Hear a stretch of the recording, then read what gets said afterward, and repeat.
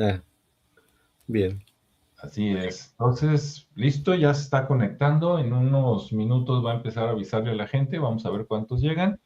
Y bienvenidos a todos. Buenas noches para los que nos están viendo en vivo y buen día para los que nos vean después en la versión grabada. Hoy vamos a hablar de un lugar, de un municipio de Jalisco que es conocido a nivel mundial. El puro nombre les va a decir todo, ¿no? Se llama Tequila. Tequila, Jalisco, ¿no? Entonces vamos a hablar un poquito de la historia. Es uno de los municipios, mmm, a lo mejor en extensión, en tamaño, ha de ser de los pequeños o medianos, no es de los municipios más grandes. Por ejemplo, Zapopan está mucho más grande, ¿no? A lo mejor Guadalajara también, pero por el puro nombre, ya saben qué es lo que ahí se vende, ¿no? Ah, mira, va llegando Rodrigo, vamos a darle entrada. Sí, ¿qué tal? Bienvenido, Rodrigo. Estamos ahorita empezando. Llegaste a buena hora. Hola, buenas noches. Corriendo del trabajo, pero ya estoy aquí. Qué bueno. Entonces, bueno, pues vamos a hablar de Tequila Jalisco, un poquito de antecedentes, historia, y sí, leyendas, y si alguien trae hasta algún chisme, pues también, ¿no? Entonces, pues adelante, vámonos con Ricardo para que nos platique algo de contexto histórico y luego ya, le vamos dando seguimiento. Adelante. Muy bien, pues vamos a hablar hoy de cómo se fabrica el tequila, de las plantas, del precio de los hijuelos, de cómo hay no, el robo de las plantas. No, nada de eso. Bueno, pues muy bien, voy a tratar de darles ahí algo de contexto de tequila. Por este romo, pues es muy conocido internacionalmente también por su producto estrella. Pero bueno, como todo tiene historia, ¿no? Entonces vamos a tratar de conocer un poco más el fondo de esta población que inicialmente eh, se conocía como Poblado de Santiago, Santiago de Tequila, y se funda el 15 de abril de 1530 aproximadamente, ¿no? Y bueno, los fundadores, como bien saben, pues estuvimos llenos de visitadores españoles, pues acá estaban los frailes franciscanos, bajo la orden de Fray Juan Calero, y ellos trajeron indígenas de la región del Cerro del Chi- Chiquihuitillo para establecer el poblado, al que llamaron Santiago de Tequila. Aquí, bueno, es importante mencionar que antes de esto el territorio ya estaba habitado por indígenas de etnias chichimecas y otomís, además pues bueno, en el acto ahí de la posesión de esta zona también estuvo a cargo por parte del español Cristóbal de Oñate, previo a la fundación del pueblo o la fundación formal, ¿no? de esta región. Y bueno, aquí también otra característica de esta región, pues es que empieza a ser como pionera de lo que es hoy una industria, ¿no? La industria del tequila. Entonces se empieza a transformar el pueblo en un centro tequilero. Inicialmente, pues ahí ya había ahora sí que consumo por parte de los mayas y de los nahuas de lo que era el mezcal, pero bueno, se empieza a crear esto, ¿no? Digamos que en los españoles más o menos más bien, había bebidas fermentadas ya antes de que llegaran los españoles desde el 250 después de Cristo, ¿no? Entonces estamos hablando de una fecha mucho más antigua, donde ya existían eh, los mismos aztecas y los nahuas bebiendo o elaborando ya bebidas como el pulque, por ejemplo, y otras como el mezcal. Entonces, sí había ya algo de, esta, de esta industria que se estaba creando de una manera con los asentamientos prehispánicos y de acuerdo a lo que era el agave o esa planta que todavía no tenía nombre como tal y que bueno, lo empezaron a aprovechar, vieron que se fermentaba, que apareció un líquido ahí dulce y luego después generaba alcohol y bueno, pues ya empezaron a hacer esas bebidas, ¿no? Pero también se dice que no se sabe exactamente cuál es la fecha de fundación, pero de acuerdo a la llegada de los españoles y a su intervención, pues ya se definió una fecha. Ahí Pedro Sánchez es considerado uno de los pioneros, ya que en 1600 se establece la primera destilería eh, de bebida de agave de la región. Hay otras fuentes que mencionan que se construyó la primera destilería a gran escala en 1695. Después llegó José Antonio de Cuervo y Valdés, el cual pues, fue el fundador de la dinastía tequilera más antigua, desde 1758, eh, donde el rey Fernando VI obtiene el título de propiedad de las tierras y se llamaba el Solar de las Ánimas. Entonces para ello se empezó a realizar el cultivo de agave con lo que es la marca que inició Casa Cuervo, ¿sí? Después está José María Guadalupe de Cuervo y Montaño, que fue el hijo del anterior, el cual obtuvo en 1795 la primera licencia o cédula real del rey Carlos IV para producir, distribuir y comercializar el vino de mezcal, dando nacimiento ya oficialmente a lo que es la marca José Cuervo. Bien. Pues bueno, Tequila pues está ahí alrededor de un volcán, que es más como el cerro, le llaman el Cerro de Tequila, y ahí pues incluso ahí ahorita está su nombre ahí marcado no sé si son rocas pintadas o es el mismo agave formando el nombre, pero bueno, ahí los que pasen por carretera se van a dar cuenta llegando que ya están cerca, ¿no? ¿Qué más acerca de esto? Bueno, se funda la fábrica. Durante el siglo XIX hubo personajes importantes como Vicente Rojas y Aurelio López Rosales, quienes de manera trascendente en la transformación de un universo regional productor de lo que es eh, ¿cómo se llama el con lo que endulzan? Bueno, su nombre, ¿El piloncillo? piloncillo, es que acá viene el nombre más popular. Por no decir la pano. Ajá, porque luego se presta a otras cosas, pero bueno, el piloncillo, ¿no? Ahí también sale en esta historia. Puedes decir el dulce de la vida, pero bueno, ya está bien. Y bueno, digamos que en este siglo es cuando realmente empieza lo que es el tema del vino o el mezcal de tequila y comienza a ganar fama, ¿no? Ya en 1974 pues ya se establece oficialmente la denominación de origen, pero bueno, hubo esa época donde estas personas empiezan a crear, a instituir de manera regional la fabricación y bueno, digamos que la historia de tequila está marcada por figuras fundamentales que impulsaron el desarrollo económico a través de lo que es el tequila, como Salvador Rosales Briceño, Ignacio González Vargas, que son de los productores más distinguidos, ¿no? También, bueno, obviamente con sus familias y todo, y por ahí siguen manteniendo, digamos que el control de todo, esa parte. Y también están Luis Guillermo Ibarra Ponce de León, Alfredo Rendón. Y de hecho esto se nota mucho por la gente de los pueblos, que casi tienen todos los mismos apellidos. Entonces ahí se nota que son familias ya de mucho tiempo viviendo en esa región. Obviamente las tradicionales son pues, los Cuervo y los Sausa, que estas se fundaron más o menos en 1873 y pues son así como que los pilares de la historia, ¿no? De hecho, pues gracias a estas dos casas o de estas dos familias, pues el pueblo es lo que es hoy en día, ¿no?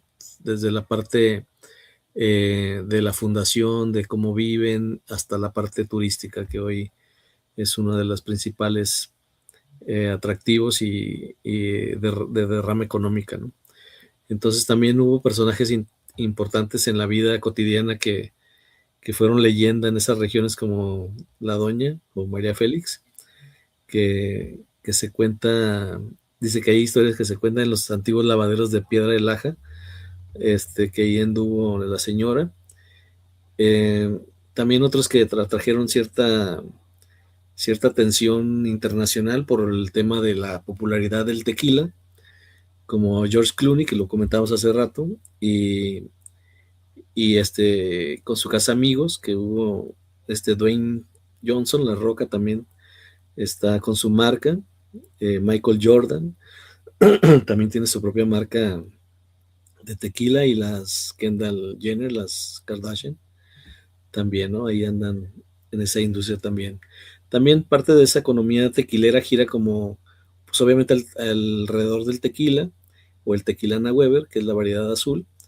Y pues bueno, es un lugar muy próspero, o el suelo es muy próspero porque pues tiene un tema ahí volcánico, ¿no? En el tema del basalto y el hierro de la región, por eso es que donde planten ahí se da el tequila, ¿no? O mejor dicho, el agave en este caso. Y dice que no es solamente de este cultivo la actividad económica, pero pues prácticamente es el 70%. Entonces, pues yo creo que sí es el producto principal, ¿no? De del tema de la sostenibilidad económica de esta región. Y bueno, a las personas que andan ahí cuidando estas plantas, o que les llaman jimar, en el caso de cuando les cortan los picos para que pueda crecer la bola, que es donde está la que cocinan para el agave, pues a ellos les llaman jimadores. La jima es el corte que realizan en esa labor. Y por ahí hubo una persona también que tenía mucha experiencia, y que incluso lo hicieron como imagen de la región, ¿no? Entonces por ahí era como marca registrada.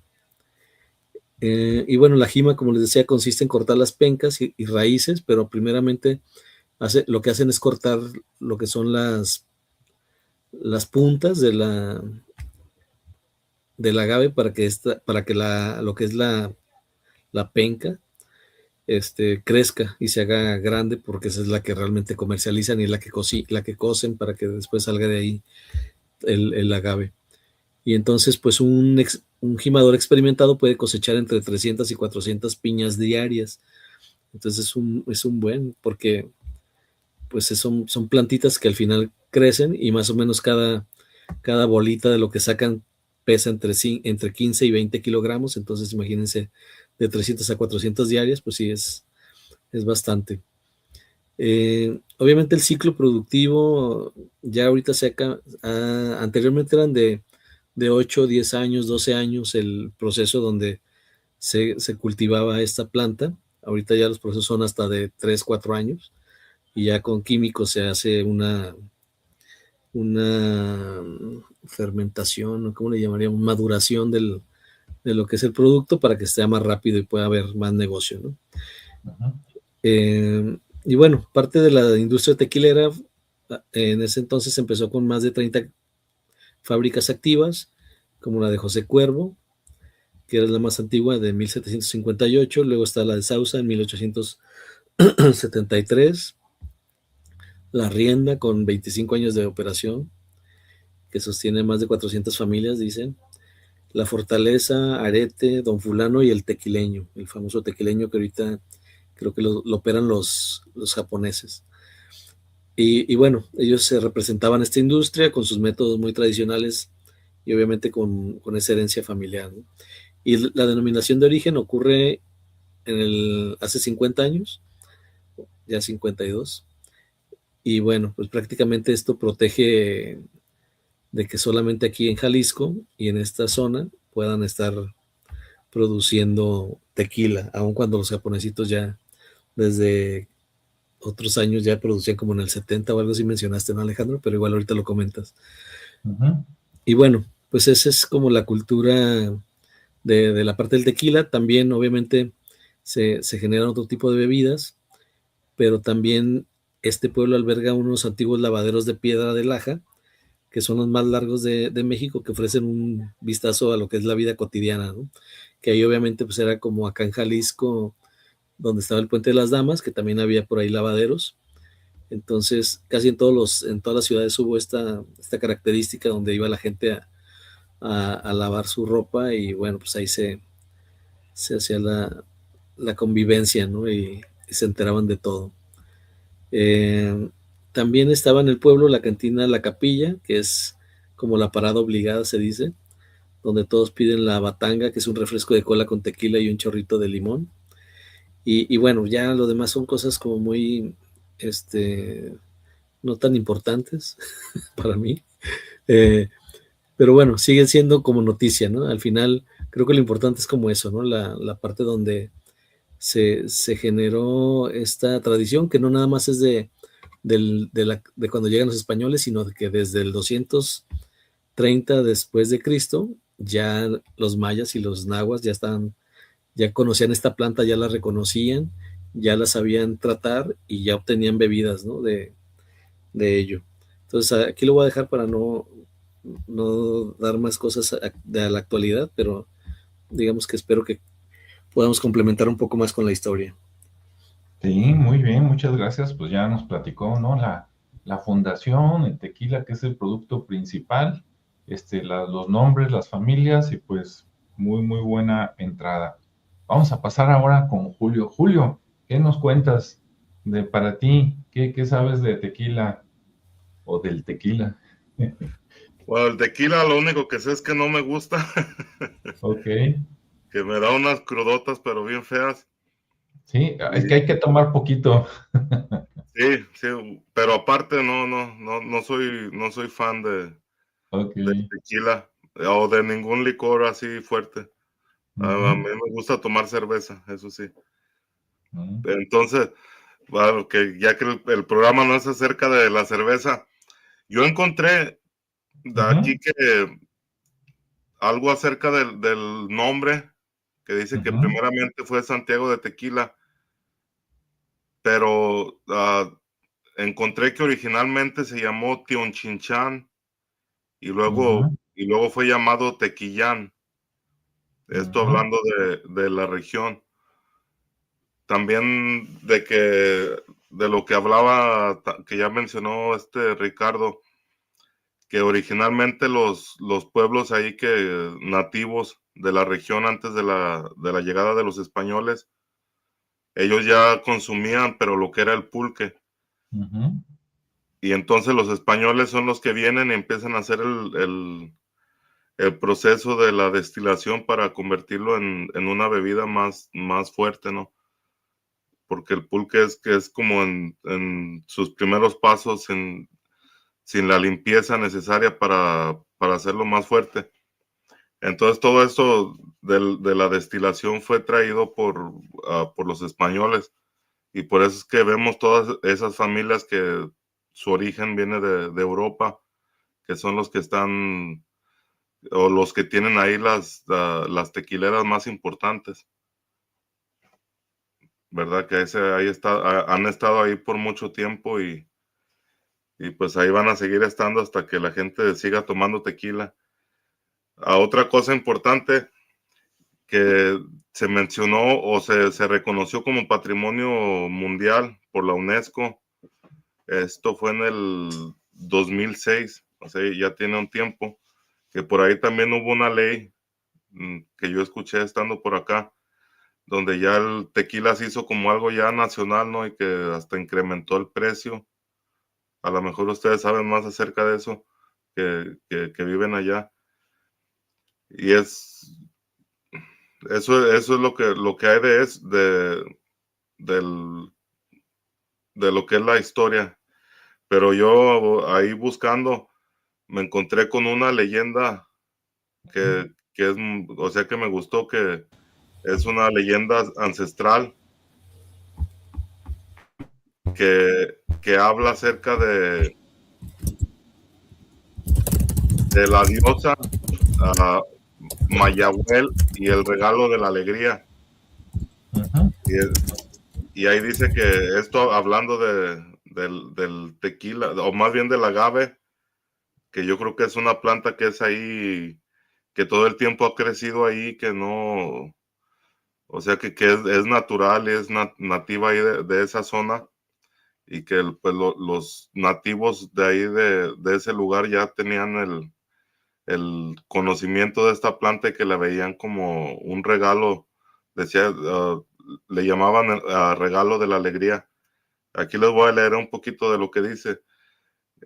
Se menciona que más allá del rayo, la mitología cuenta que Mayahuel era una joven diosa que custodiaba una planta mágica.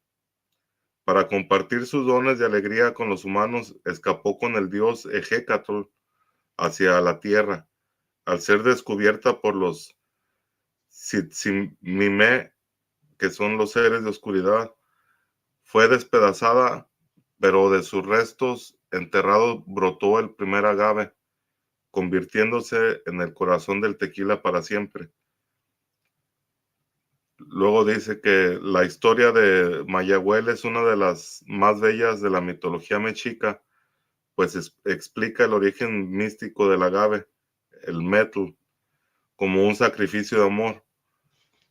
Entonces menciona un romance prohibido porque Mayahuel no era una diosa terrestre, sino una joven virgen que vivía en las estrellas bajo la custodia de su abuela, una terrible Tzitzimmitl, que es un demonio de la oscuridad. El dios del viento, Quetzalcóatl, en su forma de Hécatl, decidió que la humanidad necesitaba algo que les diera alegría y luz. Convenció a Mayahuel de bajar a la tierra para unirse a él. Al llegar a la tierra para ocultarse de la furia de la abuela, los dos amantes se convirtieron en un árbol de dos ramas. Hécatl era una rama y Mayahuel la otra. La abuela, al no encontrar a su nieta, bajó a la tierra y reconoció la rama de Mayahuel.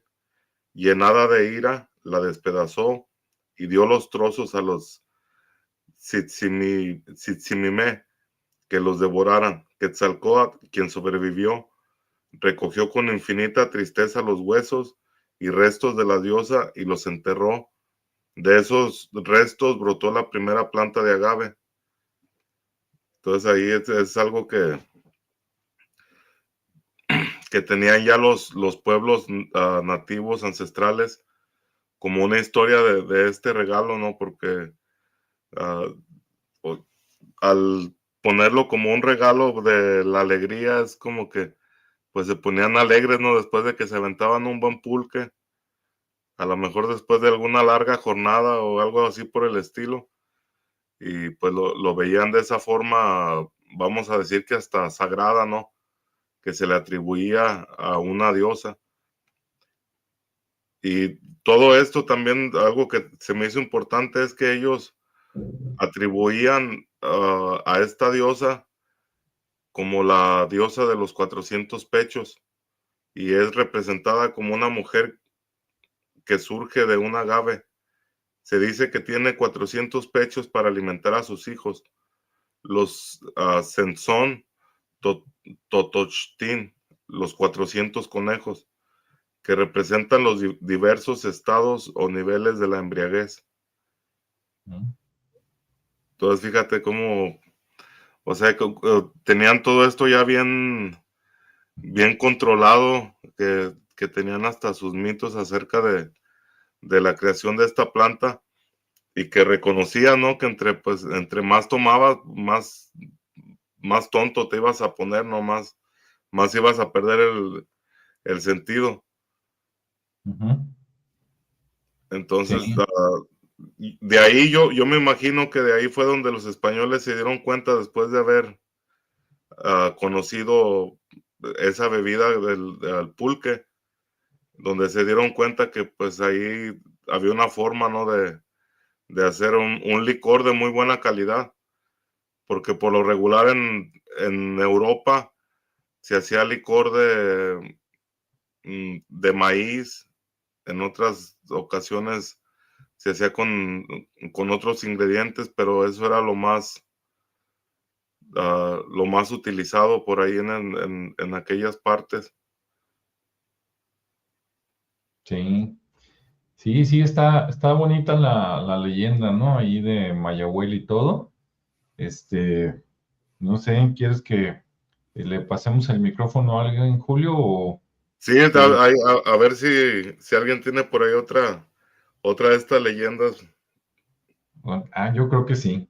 A ver, vamos a ver qué nos cuenta Rodrigo. Adelante, Rodrigo. Ok, yo me quiero ir un poquito más para atrás, donde empezó Ricardo y donde empezó Julio. En general, los pueblos que poblaron el área son de ascendencia náhuatl, son de las tribus que venían, se supone, descendiendo por el continente, y ya mencionaron que sí, chichimecas y otomíes, pero había presencias toltecas, había influencias toltecas, lo que quiere decir que de alguna manera era un atractivo para una cultura tan grande y tan importante como la tolteca el tener presencia acá. ¿Y de dónde sale ese atractivo? Bueno, la palabra Tequitlán, que básicamente es la raíz náhuatl, que de donde se sale la palabra tequila, quiere decir lugar de tributos o lugar de trabajo. Y se le llamaba así precisamente por el volcán de Tequila o Tequillán, porque se consideraba comúnmente sagrado. Al manifestar en su, ¿cómo se dice?, presencia, las características de los elementos, de los diferentes elementos, obviamente lo convertían en un sitio especial y sagrado. Tengo que decir lo que ustedes ya saben, que del otro lado del volcán de Tequila nos encontramos con la zona de Huachimontones. Y obviamente estamos hablando de la cultura de los Huachimontones, la cultura de Teuchitlán, de la cual no tenemos el nombre, no sabemos cómo se llamaba. Sin embargo, sí sabemos que fue una gran cultura que hizo presencia en toda esta zona, gracias a que en este lugar, en la zona de Tequila, ¿sí?, es donde estaban las minas de explotación de la obsidiana. Si ustedes recuerdan, la obsidiana era lo que vendrían a ser actualmente los microchips para las empresas de computación. Era la tecnología más avanzada que existía en ese momento para poder utilizar como herramienta funcional. Ya lo hemos mencionado, la obsidiana tiene la característica de crear lajas, y esas lajas tienen un filo más afilado que, pueden tener un filo más afilado que el más fino de los bisturís que podamos fabricar actualmente. O sea, naturalmente ya tiene esas características.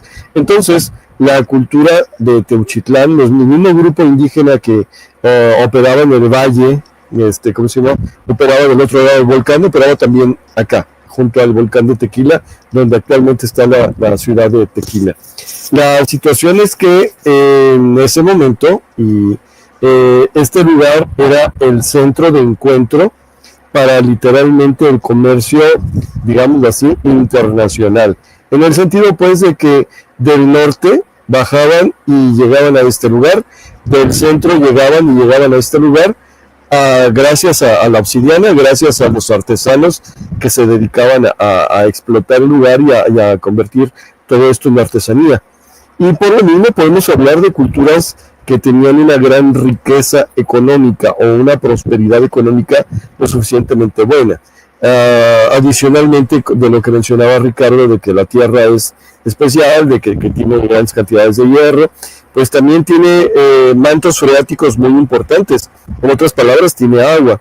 Y dadas las características ¿cómo se dice?, de presencia de actividad volcánica en el interior de la tierra, bajo la tierra, es que muchas veces esta agua brotaba y salía en los alrededores, en diferentes zonas, y por lo tanto había agua disponible, que en su principio, obviamente, en sus nacimientos era agua muy caliente, pero que con el paso, con la circulación en la naturaleza, se iba enfriando. Así que regresamos, era un lugar fértil, era un lugar rico, un lugar que tenía un material que era muy necesitado en aquellas situaciones. Por lo tanto, consideraban al volcán de Tequila el eje del mundo. Se ha propuesto la hipótesis, que obviamente todavía no se ha corroborado del todo, que las pirámides circulares de Huachimontones están basadas en la forma del volcán, o sea que es una arquitectura mimética respecto a la zona que están haciendo.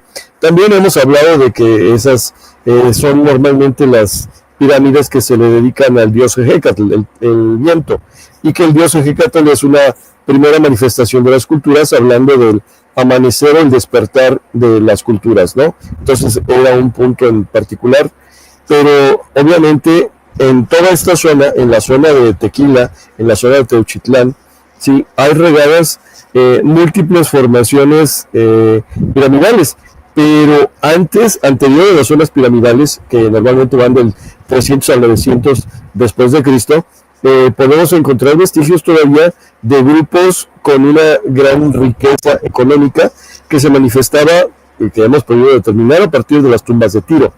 Entonces, en la zona también se han encontrado estatuillas, se han encontrado ofrendas, muchas de ellas han sido saqueadas, pero se han encontrado tumbas de Tiro intactas, o sea, no saqueadas, completas, donde se ha podido encontrar figurillas de barro que hablan acerca de las costumbres y vivencias. Gracias a ellos se conoce pues un poquito acerca de la zona de Tuchitlán y sus creencias. Se han encontrado obviamente materiales, principalmente obsidiana, pero se han encontrado cuestiones de jade, de turquesa. El jade viene del sur, del sureste de México, la turquesa viene del norte, de la zona de Chihuahua, Coahuila, por allá. Entonces, ¿y por qué encontramos esto? Porque ahí es donde se juntaban para comerciar. Si podemos hablar de que todavía mantenemos esa tradición, lo único que pasó fue que, aparte de Tequila, Guadalajara se convirtió en este punto de encuentro entre el norte del país, en la zona de la parte del Pacífico, y el centro del país y la parte sur del país. Entonces, esa parte tiene de característica específica. Si ya nos hablamos un poquito después, pues tenemos que hablar de la historia que ya mencionaron un poquito. Tenemos que decir que, pues, básicamente gracias a la presencia del alambique que trajeron los españoles, que fue que se pudieron hacer los destilados, que esos destilados se dieron a conocer y se hicieron populares gracias al señor Zenobio Sauza, que se le ocurrió agarrar unos cuantos barriles de cerveza, de tequila, y llevárselos para cruzar la frontera hacia lo que es los Estados Unidos. Y bueno, de ahí el tequila tiene cierta presencia y se empieza a encontrar en las cantinas. Originalmente los destilados del tequila se los llevaban casi sin diluir, o sea, no los sacaban tal como los conocemos hoy en la botella. Y lo que hacían era, llegaban a las cantinas, los dejaban en las cantinas y en las cantinas se dedicaban a diluirlo. En otras palabras, ponerles agua, bautizarlos diríamos ahora, para que fuera bajando su nivel alcohólico hasta el de los 43 grados. Entonces era no solamente llevarse el destilado, es llevarse la fórmula para saber cuánta agua le pones a qué cantidad. Y entonces de repente ahí ya se empieza a hacer común la bebida del tequila que se la llevaron desde aquí y ahora que está en muchas partes del mundo. Sí, pues creo que de alguna manera, y la leyenda que recuerdo de tequila, aparte de Mayagüel, bueno, nada más quiero mencionar que la leyenda de Mayagüel no es de por acá, no es de la zona de Tequila, es de la zona del centro del país, específicamente Hidalgo, si no me acuerdo mal. Pero en la ciudad de Tequila hay una imagen de Mayagüel diciendo, pues esto no es de aquí, sin embargo tiene coincidencia dado al grupo cultural al que pertenece, y en segundo lugar porque pues es un elemento interesante. Pero la otra leyenda que recuerdo así vagamente es acerca de los lavaderos, que son una parte importante de la historia de la ciudad, y que tiene que ver con una mujer que se dedicaba a lavar y que casi todos los días iba y tenía un amorío, y total que las cosas no salieron bien y que todavía se aparecen los lavaderos. Así que si van a Tequila y les presentan lavaderos, vayan a ver con los ojos abiertos a ver si no se encuentran esta mujer. Grandes rasgos es una primera entrada, no sé si hay una segunda vuelta, pero bueno, aquí lo dejo por lo pronto. Muy bien, pues muy interesante, ya con todo lo que platicó Rodrigo, ¿no? De lo prehispánico. Y sí, de hecho, Tequila, bueno, ahorita déjenme poner otra vez acá. Miren, ahorita estamos viendo por aquí el mapa. Aquí está la ciudad de Tequila. Este es el volcán. Y del otro lado está Teuchitlán, ¿sí? Acá donde las pirámides redondas o los basamentos circulares, ¿verdad? Entonces están de un lado y del otro lado del volcán, y como decía Rodrigo, pues también gracias a ese volcán y a la zona, pues aquí de ahí sacaban, todavía sacan obsidiana, ¿no? Antes era para hacer todo lo de cortar, ¿no? Armas, utensilios, etcétera. Ahora pues es más para artesanía, aunque todavía pues puedes comprar pues alguna hacha, cuchillo o algo, ¿no? Hecho ahí de obsidiana. Bueno, Por aquí, déjenme, como dijo Julio, déjenme leer un poquito.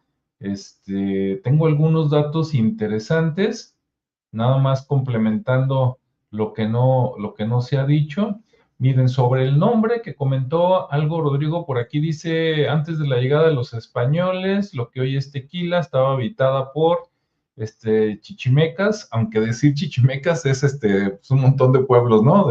De Jalisco para arriba, pero otomíes, como dijo Rodrigo, toltecas, o creo que también Julio lo mencionó, y nahuatlacas, ¿no? O sea, todos los del náhuatl. Sobre los nombres que mencionó, creo que Julio, aquí tengo Teochichán y Techinchán. Me llama la atención porque los dos, Teochinchán o Techinchán, se parecen mucho a Teuchitlán, que es el otro lado del cerro, ¿no? Donde están las pirámides redondas. Entonces, como que el nombre a lo mejor antes abarcaba todo lo de alrededor del volcán y hoy lo ubicamos nada más como la ciudad de Tequila, ¿no? Y aquí dice que el significado es algo así como lugar del Dios Todopoderoso o donde abundan los lazos y las trampas. Eso de los lazos y las trampas, dicen que en los viejos tiempos había mucho conejo por ahí, como la leyenda, ¿no? De Mayahuel. Entonces, pues bueno. También dice que el nombre de Tequila, como dijeron, viene de Teculán, que es relacionado pero diferente a lo de Teochinchán y Techinchán, y que significa lugar de tributos, ¿no? Por ahí alguien de ustedes lo mencionó, o sea, de llegar y dar, entonces era, como decía Rodrigo, pues un centro ahí de comercio, ¿no? Era algo importante. Bien.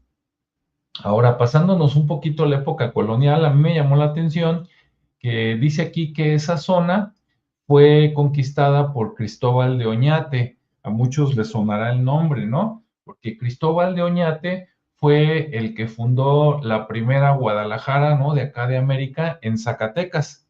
Entonces, antes de ir a fundar la primera Guadalajara, para los que no saben, pues la Guadalajara, Jalisco tuvo 3 o 4 lugares de fundación, ¿no? Entonces, el mismo Cristóbal de Oñate pasó por ahí, dejó a los franciscanos y luego se siguió por órdenes de Nuño de Guzmán y ya llegó hasta Zacatecas, ¿no?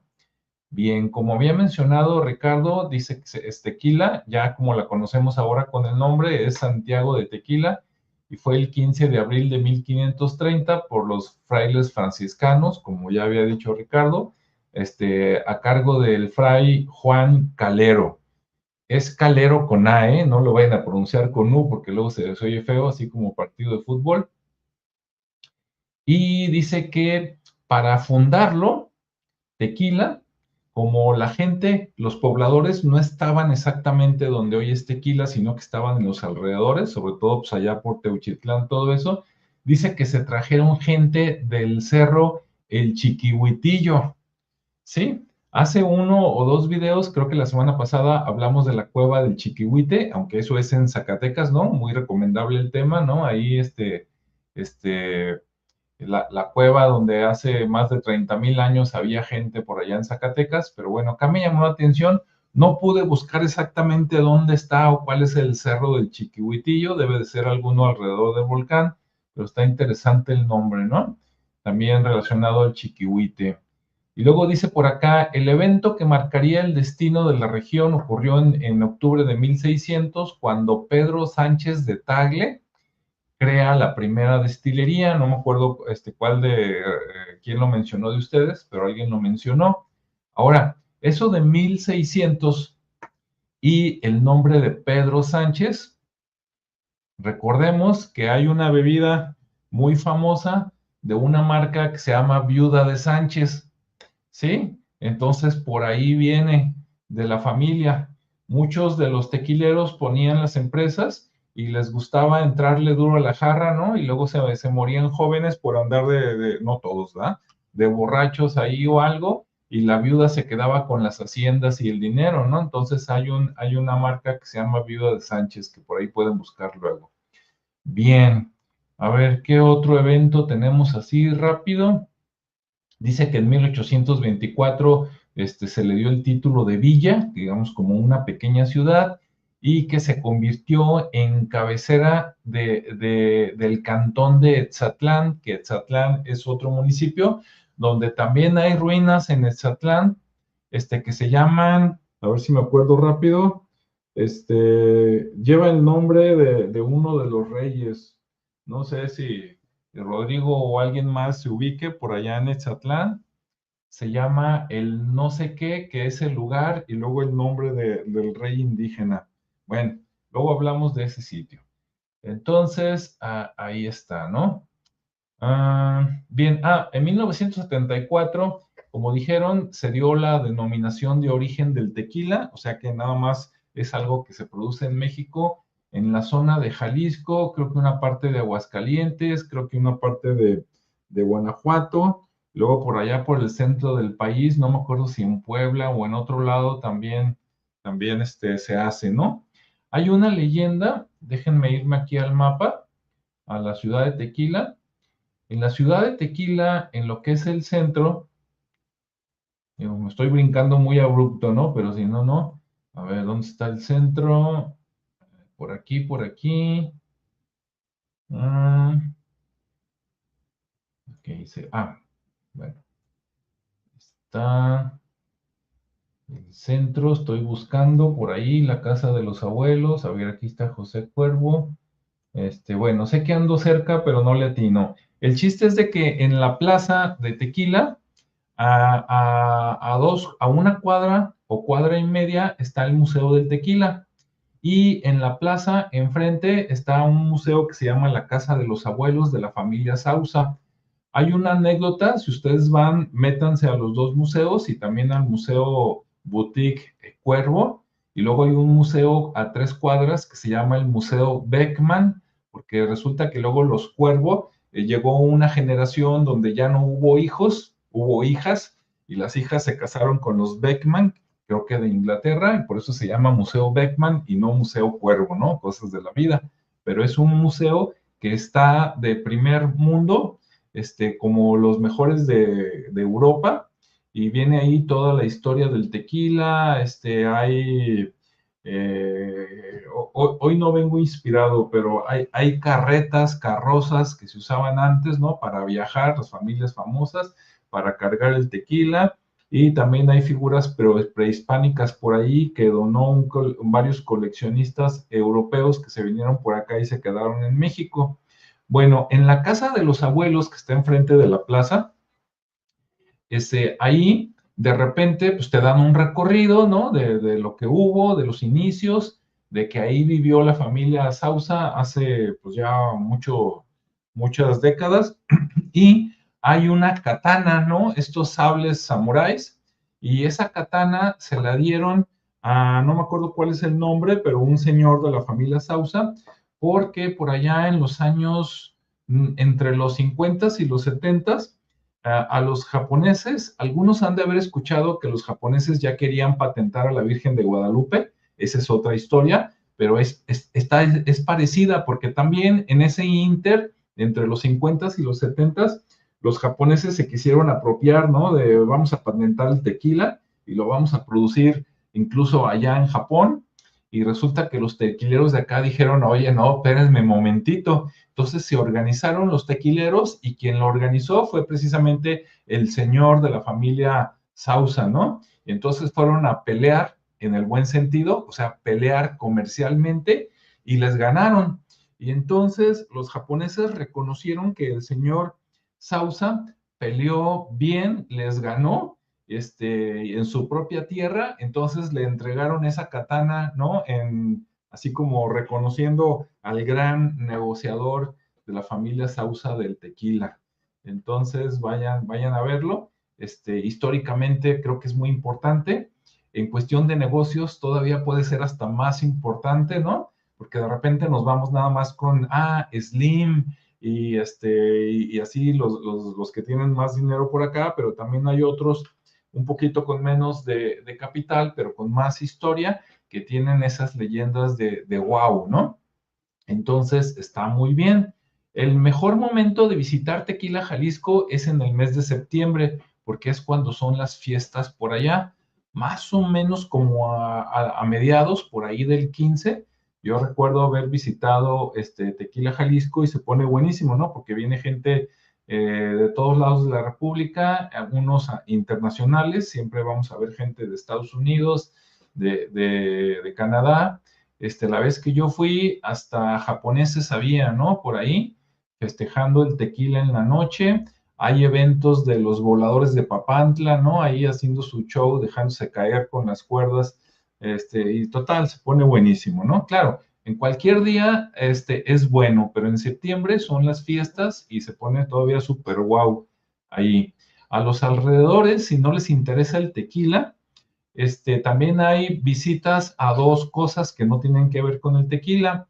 Uno es y también esto creo que se da más o menos entre agosto y noviembre, tú puedes ir a vivir la experiencia de que te lleven por ahí a los bosques de alrededor a recolectar hongos. Y lo digo en el buen sentido, ¿no? Hongos o setas o como tú los llames, comestibles. Ahí te enseñan a distinguir lo que es venenoso de los que no son venenosos y cómo recolectarlos, porque creo que tiene su chiste. No es nada más arrancarlos, creo que tiene una técnica, porque si no, los cortas y se empiezan a echar a perder. En cambio, con la técnica adecuada, puedes hacer que te duren varios días, ¿no? Y que puedas llevarlos a vender al mercado. También hay unos tours con las mismas personas que te llevan a conocer las destilerías y a probar varios tipos de tequila, que también está muy bueno. También con ellos preguntas por las visitas a las minas. Si tú eres así como de cosas de aventura, hay unos tours donde te meten a una antigua mina, que no recuerdo cómo se llama, pero ahí le preguntas a cualquiera, y te metes a la mina, ¿no? Alguna vez Rodrigo quiso que fuéramos. A mí la verdad creo que no me da claustrofobia, pero sí me daría miedo que se derrumbara la mina cuando yo estoy allá adentro, ¿no? Y que me muriera como muchos mineros que hemos sabido a lo largo de la historia. Pero bueno, a los que les gusta sentir, como dirían en el fútbol, ¿no? Para los que les gusta la emoción, pues ahí están esos tours. Entonces, todo eso vale la pena, ¿no? Y hay muchas cosas. Ahora, relacionando tequila, y aquí ya les voy a pasar el micrófono, relacionando tequila con Guadalajara, a los que les gustan los temas de misterio, fantasmas y todo eso, está relacionada una familia de tequileros, no me acuerdo cuál, con la Casa de los Perros. Sí, más o menos la historia va por así. Creo que la familia el de las Casas de los Perros se casa con una señora. Él era mucho más grande que ella era joven, ¿verdad? Y él era grande, pero tenía mucho dinero. Y entonces, en algún momento, este señor se muere y los que van al Panteón de Mezquitán, la tumba más impresionante, el mausoleo que vean por ahí más impresionante, es de él, ¿no? De esa familia. Y cuando él se muere, esta señora, la viuda de la Casa de los Perros, creo que se casa con uno de los tequileros, ¿no? Se vende la Casa de los Perros y a ella le compra otra casa que está caminando de la Casa de los Perros como a unas 10 cuadras, por allá por el Templo Aranzazú. Es una esquina, hoy es la recaudadora número no sé qué del Ayuntamiento de Guadalajara, pero esa fue la segunda casa de la viuda de la que estaba casada originalmente con el dueño de la Casa de los Perros, ¿no? Entonces, si no se sabían esa historia, ya se la saben, vayan y pregunten en la Casa de los Perros y ahí les van a platicar el detalle, ¿no? Ahí fue donde yo lo escuché la primera vez. Y vayan también al Panteón de Mezquitán y ahí van a ver el mausoleo de este señor. De hecho, este señor, del cual ahora no recuerdo el nombre, ya ven, a mí se me olvidan los nombres, pero la leyenda nunca. Ese señor y su muerte es el que hizo la leyenda de entre el siglo XIX y el XX, de que si tú ibas a rezarle a las 12 de la noche, el cuerpo, este señor se aparecía como fantasma y entonces tú le rezabas, digamos, el novenario y él te contestaba. Entonces, si tú no te morías del susto, al día siguiente te regalaban la Casa de los Perros, ¿no? O el tesoro o algo así.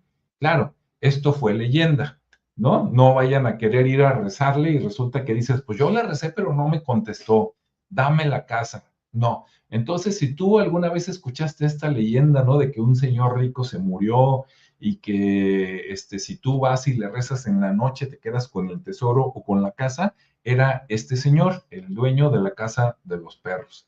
Entonces, como vemos, jalando hilitos por ahí de tequila, hay mucho que ver. Esta señora, cuando se queda viuda, ella se queda también como una de las herederas de la tequilera, que no recuerdo la marca, y en el Museo Beckman tienen una de las carretas que usaba esta señora. Entonces probablemente se casó ella con uno de los de la familia Cuervo, digo ahorita atando cabos, ¿no? Y por ahí tienen la carreta que usaba ella, muy femenina, de color negro, y quieres ver cómo se ve, pues ve a Tequila, o escríbenos y rescato las fotos de cuando fui a Tequila. Ahorita las busqué, no las encontré a la mano, pero por ahí deben de estar en algún lugar del disco duro. Y listo, ¿no? Entonces, pues adelante, Ricardo, con lo que sigue, por los últimos detalles. Ok, muy bien. Interesante. Gracias. Bueno, pues yo ya para ir cerrando y complementar un poco todavía más, pues bueno, ya vieron que tequila, o más bien que en tequila no solo se destila agave, sino también relatos y historias y gente. Y bueno, dentro de esos relatos también ya nos platicaron algunas anécdotas o historias o leyendas, como la del dragón que está dormido ahí, en el centro de la ciudad, y que de alguna manera se dice que en la iglesia está la cabeza y que de repente sale como viento, que es la respiración. Para los que han ido de visita ahí a la iglesia, pues bueno, nada más es cosa de poner atención cuando hay esos aires, porque es la respiración de ese dragón. Y también está otra historia de un fraile fantasma ahí en el templo, que lo han estado viendo desde 1954, y que dicen que es un franciscano que anda rondando ahí con una vela prendida en la mano, y que, bueno, se dice que no hay que mirarlo al rostro porque se ve que es una calavera, y bueno, puede tener ahí impactos de, de, de cuidado, ¿no? También está la Casa del Diablo, que creo que alguien la mencionó por ahí, en el centro de Tequila, y, y también, pues ahí se dice que hay espíritus malignos, ¿no? Entonces, también para los que les gustan ese tipo de emociones, pues ahí está una. Está el Charro Negro, que también es uno que anda en pena ahí vagando por los campos agaveros. Esto se empezó a finales del siglo XIX, donde se dice que un hacendado pues ahí murió asesinado a balazos, y que esto por un marido celoso, y bueno, ya en su lecho de muerte, con la sed de venganza, hizo ese pacto con el diablo para ofrecerle eh, el poder vengarse, ¿no? Entonces de repente ahí se aparece y anda el jinete fantasma vestido con traje negro, y bueno, ahí en las noches anda asustando a la gente cabalgando. Y también lo que mencionaba Rodrigo, que hay una leyenda de la Llorona de los Lavaderos. También, digo, lloronas hay en toda la República y hasta en Sudamérica, y entonces aquí no podía faltar, ¿no? Entonces, también ahí en Tequila se aparece una mujer de cabello completamente blanco, vestida con ropas blancas, entre sucias y desgarradas, y camina descalza por el parque y callejones, especialmente cerca de los antiguos lavaderos de piedra. Entonces, por ahí, si llegan a visitarlo y andan en la noche, pues bueno, no se asusten si escuchan su clásico grito. Y luego está el pacto de don Zenobio Sausa, que también se dice que este señor hizo un pacto para que, obviamente, pues tener siempre fortuna, dinero y fama. Y había una cueva y donde ahí, pues, ahí había dinero y mandaba gente por el dinero, ¿no? Pero tenían que entrar y salir sin andar viendo a los alrededores. Hasta que una vez alguien entró y curioso, pues se puso a ver qué más había, y bueno, pues ahí se encontró una sorpresa no muy grata, ¿no? Por eso decían que no podía dar dinero a la iglesia, que porque estaba maldito. Entonces, pues bueno, ahí entre otras, ¿no? De repente ya todo esto surge Sí por temas de la misma historia y otras ya por temas del atractivo turístico, ¿no?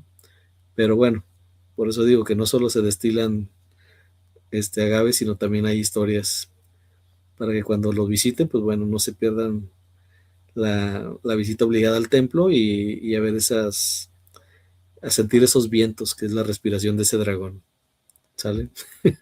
Y ya con eso me despido. Muy bien, muchas gracias. Y sí, sí, esas leyendas también muy, muy buenas.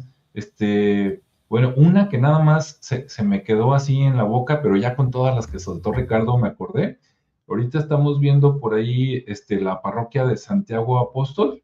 Este, en esa parroquia cuentan y dicen que es totalmente verídico, pero no pude buscar las fuentes, que acá también en Tequila, Jalisco, en la época de los cristeros, ¿no? La guerra cristera, había túneles subterráneos construidos para comunicar esa parroquia con las casas de los tequileros pues para huir, ¿no? Cuando viniera el gobierno federal y sacar ahí a sus parientes, dinero, armas, etcétera.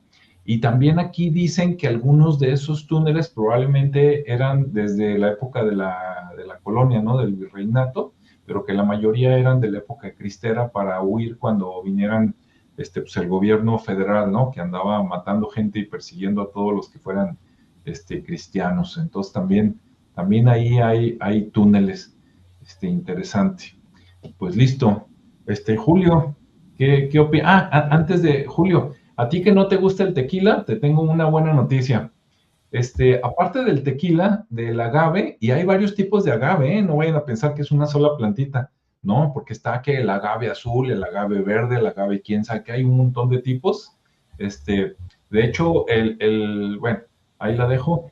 Pero además se saca la miel de agave, que es como un tipo jarabe y sabe buenísimo. No tiene nada que ver con el tequila, o sea, con no te emborrachas.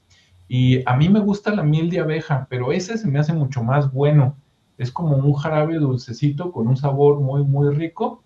Y creo que es algo que no se vende en cualquier lugar. Entonces, por allá donde lo vean en Estados Unidos, que diga miel de agave, cómprenlo, pruébenlo y les va a encantar, ¿no? Así como para endulzar cualquier cosa, ¿no? Frutas, ensalada o algo, está riquísimo. Si alguien lo ha probado, pues ahorita nos dice, ¿no? Ahora sí, adelante, Julio. Sí, ese sí lo conozco, yo lo conozco como aguamiel, que es el primer estado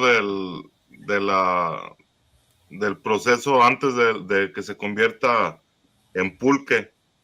Y el pulque es el aguamiel fermentado. Y como te digo, no me gusta el tequila, pero el pulque ese sí me gusta, pero pues, aquí en Estados Unidos no hay donde conseguirlo, ni tampoco el aguamiel.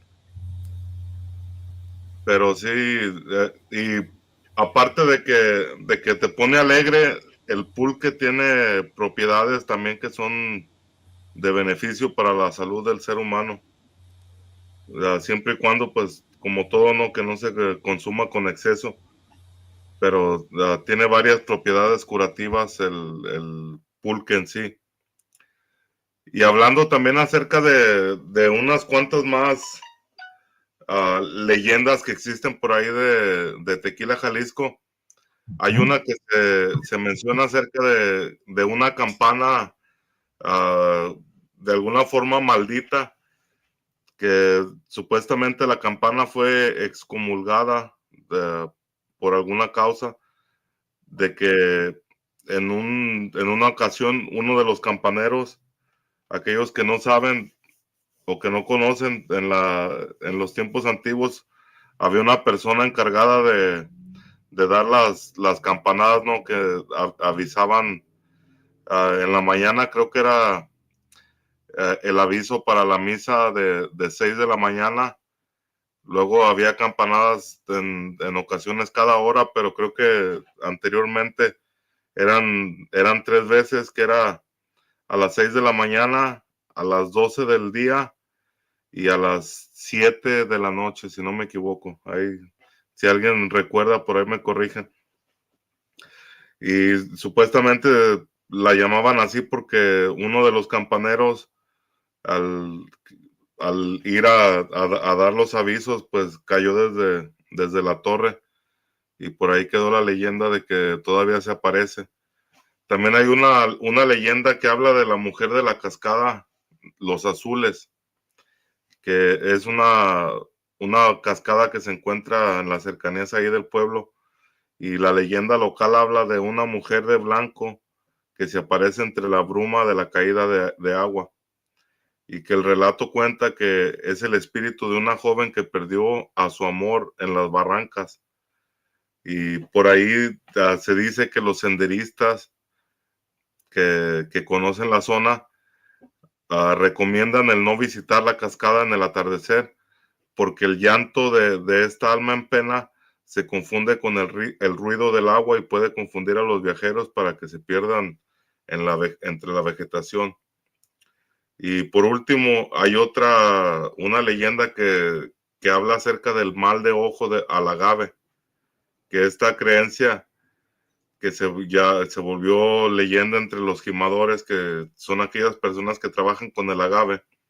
Se dice que si una persona con mirada fuerte o envidiosa mira un campo de agave joven sin tocar las plantas, estas pueden secarse de tristeza. Por ello existe el mito de que los mejores cultivos deben ser bendecidos, o que el gimador debe cantarles mientras trabaja para mantener alejadas las malas vibraciones.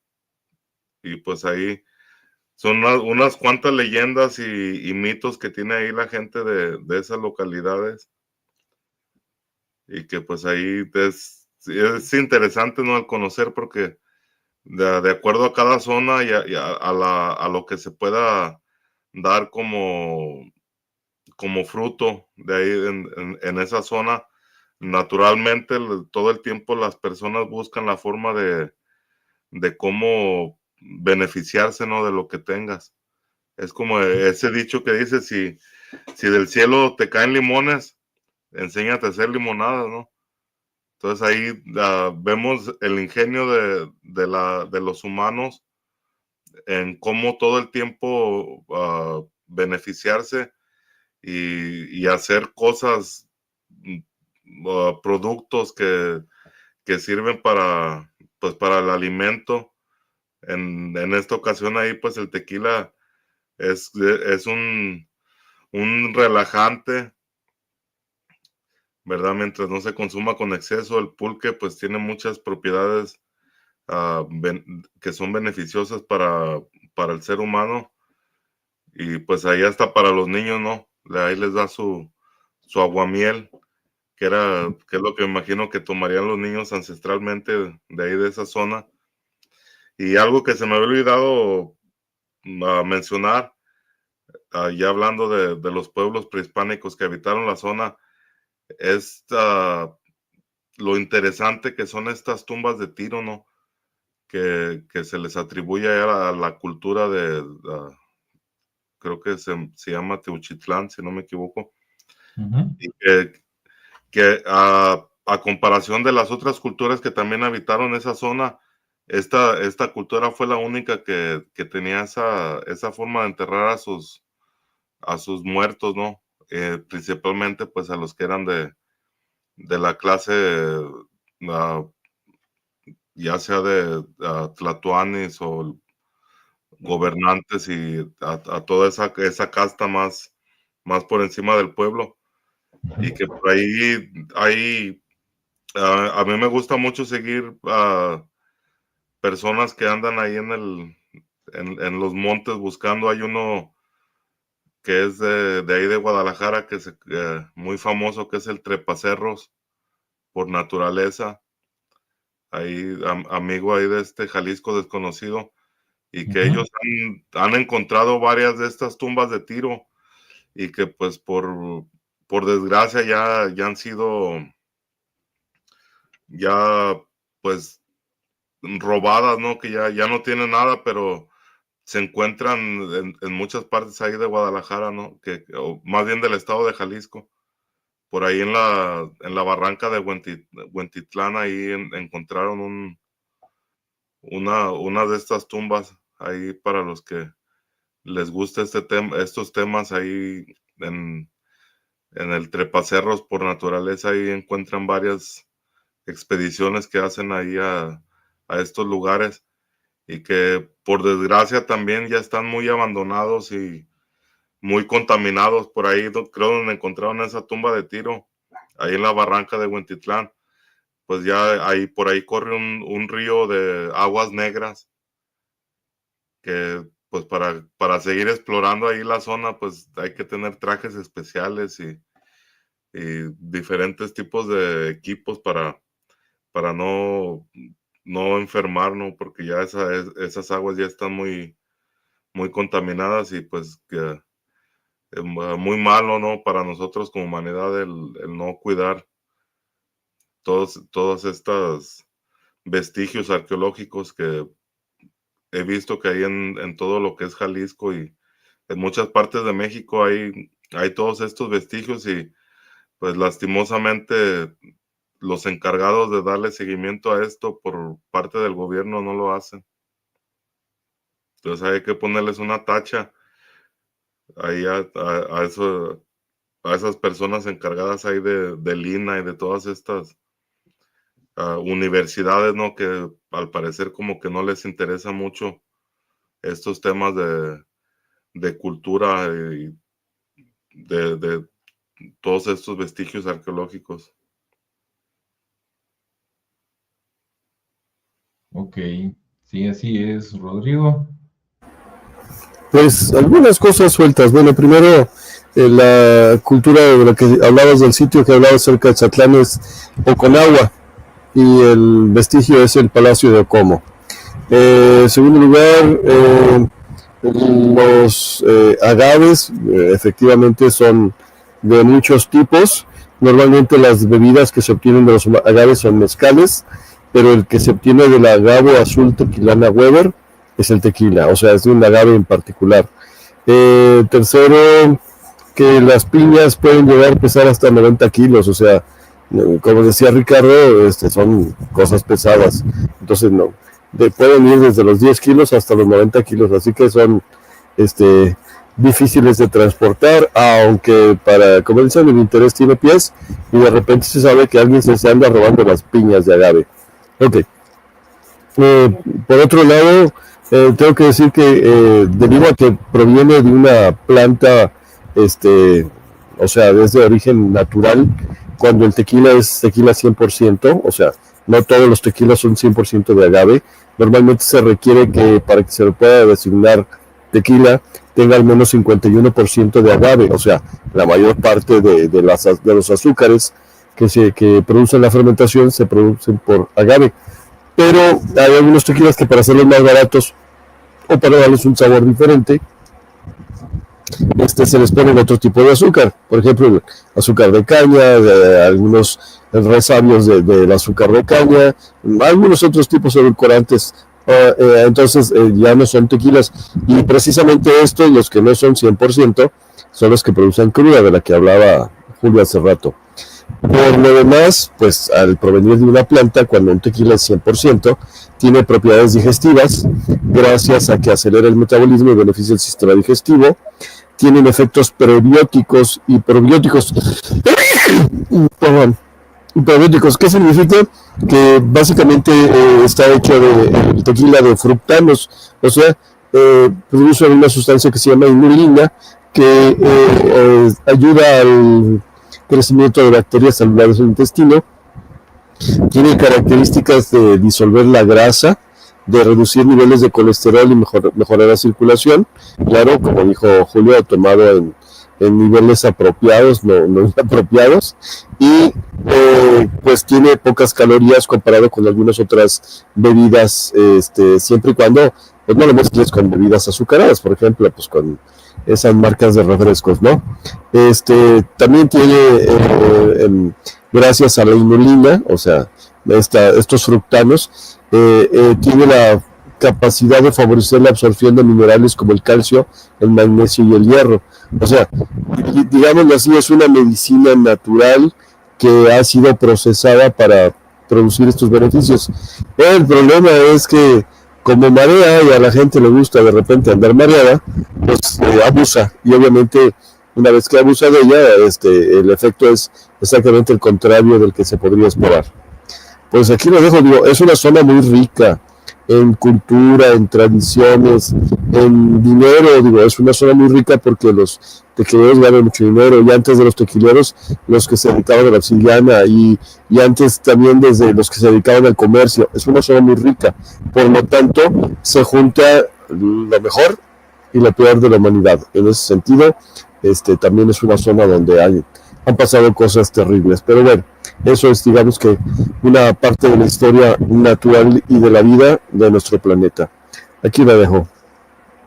Muy bien, pues sí. Entonces, como ven, es un lugar que geográficamente, o midiéndolo, como les digo, no es muy grande, tampoco es chiquito, pero que tiene mucha historia, ¿no? Hay muchas cosas que hablar, tanto de su producción de tequila, como su historia, como vimos, ¿no? La historia prehispánica, no se diga, etcétera. Entonces, a los que tengan oportunidad de visitar Tequila, Jalisco, visítenlo, no se van a arrepentir.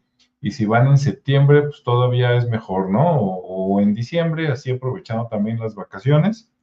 Y pues ahí está, Tequila, Jalisco, ¿no? Si les gustó que habláramos así también de un lugar como un municipio, díganos, déjenos comentarios y podemos agarrar otros municipios, muchos, ¿no? Por ejemplo, otro lugar que también es muy famoso, ¿verdad? Para los que han venido para acá, es Puerto Vallarta, y Puerto Vallarta también tiene una historia muy, muy interesante, y pues otros lugares, ¿no? Tantos por acá. Entonces, ustedes nada más díganos si les gustó preparamos otro. Y bueno, para la siguiente semana vamos a hablar de algo un poquito más internacional. Ya van a ver la publicación próximamente. Y pues listo, entonces les agradecemos a todos que hayan estado por aquí. Ojalá les haya gustado el tema, ¿no? Historia, leyendas, y curiosidades de Tequila, Jalisco. Entonces, pues muchas gracias a todos, ¿verdad? Cuídense y nos vemos en la siguiente semana. Hasta luego.